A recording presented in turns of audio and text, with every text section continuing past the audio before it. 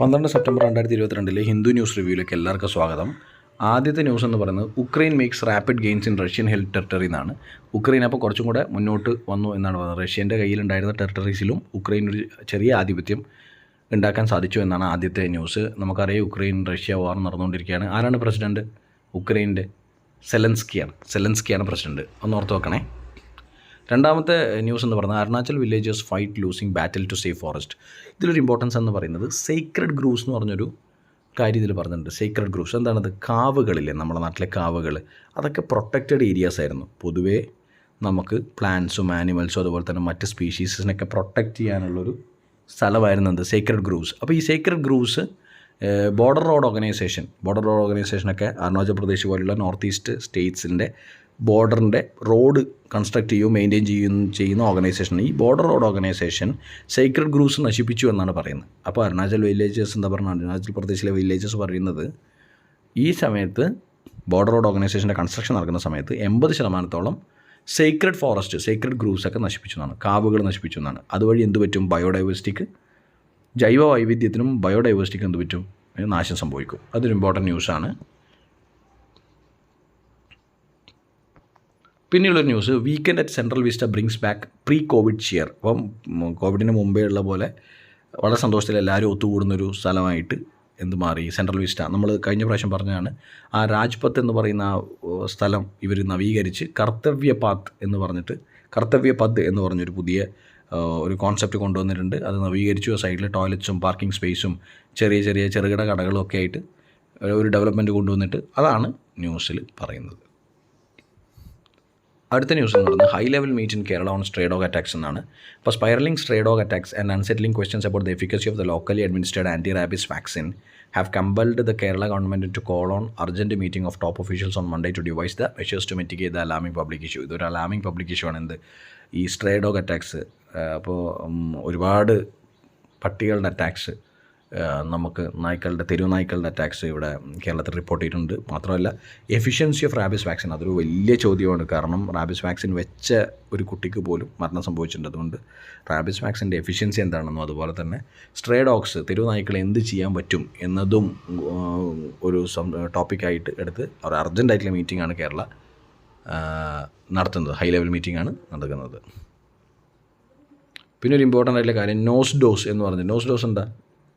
Nasal ഡോസാണ് കോവിഡ്-19. അപ്പം ക്യുക്കർ കവറേജാണ് ഉദ്ദേശിക്കുന്നത്. അതായത് പോപ്പുലേഷനെ ക്യുക്കറായിട്ട് കവർ ചെയ്യാൻ വേണ്ടിയിട്ടുള്ള കോവിഡ്-19 ഡോസസ്, അതായത് വാക്സിനേഷനെ കുറിച്ചാണ് പറഞ്ഞത്. അത് നെയ്സൽ ഡോസാണ്. അതിൻ്റെ അർത്ഥം എന്താ? മൂക്കിലേക്ക് കൂടിയാണ് അത് ഉറ്റിക്കുന്നത്.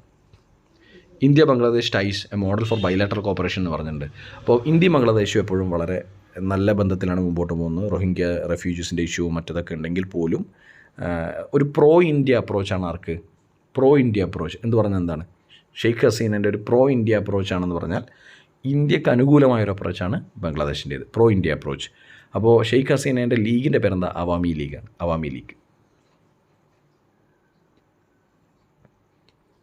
അവിടെ ഇലക്ഷൻ വരാൻ പോവുകയാണ്. അതുകൊണ്ട് ഷെയ്ഖ് ഹസീനയ്ക്ക് അതൊരു ഇമ്പോർട്ടൻ്റ് ആയിട്ടുള്ള പീരീഡ് ഓഫ് സമയമാണ്. പിന്നെ ഒരു important news, behind the Pakistan F-16 tale of many wheels എന്ന് പറയുന്നത് ഒരു ഇമ്പോർട്ടൻ്റ് ആയിട്ടുള്ള കാര്യമാണ്. കാരണം നമ്മൾ പറയുകയാണ്, ഇപ്പോൾ ടെററിസം ഫണ്ടിങ്ങിനെ കുറിച്ച് പറയുന്നു, അല്ലെങ്കിൽ ഇന്ത്യ US ടൈനെ കുറിച്ച് പറയുന്നു. അപ്പോൾ അങ്ങനെയുള്ള സമയത്ത് US-ൻ്റെ റോള് വളരെ ഇമ്പോർട്ടൻ്റ് ആണ്. ഒന്ന് അഫ്ഗാനിസ്ഥാനിലെ ടെററിസ്റ്റ് ആക്ടിവിറ്റി കാരണം US-ൽ നഷ്ടം സംഭവിച്ചത് കാരണം 2002 US അഫ്ഗാനിസ്ഥാൻ പിടിച്ചടക്കുകയും അവിടെ ആർമീനെ വിന്യസിക്കുകയൊക്കെ ചെയ്യുന്ന ഒരു കാലഘട്ടം നമ്മൾ കണ്ടതാണ്. 2020 എൻഡോടുകൂടി 2021 അവർ ഫോഴ്സസിനെ പിൻവലിക്കുന്ന സമയത്ത് അഫ്ഗാനിസ്ഥാനിലെ താലിബാൻ നിലയുറപ്പിക്കുന്നതും അതുപോലെ തന്നെ അവർ ഡോമിനേറ്റ് ചെയ്യുന്നതും ആ രാജ്യം എത്രമാത്രം പരിതാപകരമായ ഒരു അവസ്ഥയിലേക്ക് പോകുന്നതും നമ്മൾ കണ്ടതാണ്. അപ്പോൾ അഫ്ഗാനിസ്ഥാനിൽ ശരിക്കും US ഉണ്ടാക്കിയ ഒരു പ്രശ്നം വലുതാണ്. അഫ്ഗാനിസ്ഥാൻ്റെ ടെറിട്ടറിയിൽ US വന്ന് പിന്നെ അതിൽ നിന്ന് തിരിച്ചു പോകുമ്പോൾ മിഡിൽ ഈസ്റ്റിൽ ഉണ്ടാവുന്ന ഡീസ്റ്റെബിലിറ്റി, അതായത് ആ സമയത്തുണ്ടായ അസന്തുലിതാവസ്ഥ ഭയങ്കര ഇമ്പോർട്ടൻ്റ് ആയിട്ടുള്ള കാര്യമാണ്. അത് US കാരണക്കാരാണ് അവർ. രണ്ടാമത്തേത് ഇന്ത്യ US റിലേഷൻഷിപ്പ്. എപ്പോഴും ഇന്ത്യ US വളരെ ദൃഢമായിട്ടാണ് ഇപ്പം മുന്നോട്ട് കൊണ്ടുപോകുന്നത്. അപ്പോൾ അതിൽക്കിടയിലും പാകിസ്ഥാൻ US തമ്മിലുള്ള റിലേഷൻഷിപ്പ് ഭയങ്കര ഇമ്പോർട്ടൻ്റ് ആണ്. കാരണം F-16 പോലുള്ള യുദ്ധവിമാനങ്ങൾ പാകിസ്ഥാന് കൊടുക്കുമ്പോൾ ഒരേ സമയം അവർ ടെററിസത്തിനെ സപ്പോർട്ട് ചെയ്യുകയും ചെയ്യുന്നു, അതിനെ എതിർത്ത് പറയുകയും ചെയ്യുന്ന ഒരു സിനാരിയാണ് കാണുന്നത്.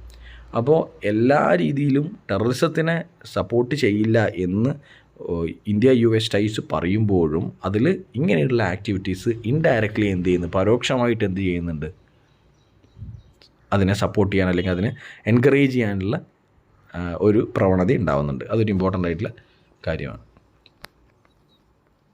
India raises objection to Pak F-16 refit. അപ്പോൾ അത് മനസ്സിലായില്ല, ഇതിൻ്റെ ഇതാണ്. ഇന്ത്യക്ക് കൺസേൺസ് ഉണ്ട്. കാരണം ഇന്ത്യക്ക് അവലാതികളുണ്ട് ഇങ്ങനത്തെ കാര്യങ്ങളിൽ. കാരണം അതൊരു ടെററിസത്തിനോ അല്ലെങ്കിൽ വേറൊരു ഇവൻറ്റിന് കാരണമാവും എന്നുള്ളത്. Modi to attend SCO meet with Xi Jinping and Putin. അപ്പോൾ SCO ഭയങ്കര ഇമ്പോർട്ടൻ്റ് ആയിട്ടുള്ള ഓർഗനൈസേഷനാണ്, ഷാങ്ഹായ് കോർപ്പറേഷൻ ഓർഗനൈസേഷൻ. എവിടെയാണ് അതിൻ്റെ headquarters? Beijing.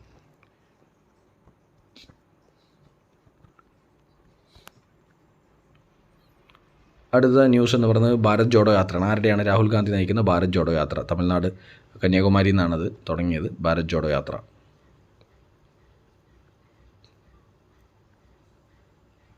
Sri Lanka battles back from the brink, emerges Asian champions. അപ്പോൾ ഏഷ്യ കപ്പിൻ്റെ ചാമ്പ്യൻസ് ആരാണ്? ശ്രീലങ്ക ബീറ്റിംഗ് പാകിസ്ഥാൻ. അവർക്ക് ഈ ഒരു സമയത്ത് ഒരു ആശ്വാസകരമായ വാർത്തയാണ്. കാരണം നാട്ടിൽ ശ്രീലങ്കയിൽ ഒരുപാട് പ്രശ്നങ്ങൾ നടന്നുകൊണ്ടിരിക്കുന്ന സമയത്ത് അവർ വിന്നേഴ്സ് ആവുക എന്ന് പറയുന്നൊരു മോട്ടിവേഷനാണ്. അപ്പോൾ ഇന്നത്തെ ന്യൂസ് ഇത്രയാണ്. Thank you so much for watching the video. ഇഷ്ടമായാൽ ലൈക്ക് ചെയ്യുക, ഷെയർ ചെയ്യുക, സബ്സ്ക്രൈബ് ചെയ്യുക. നമുക്ക് നാളെ വീണ്ടും കാണാം. Take care. ബൈ.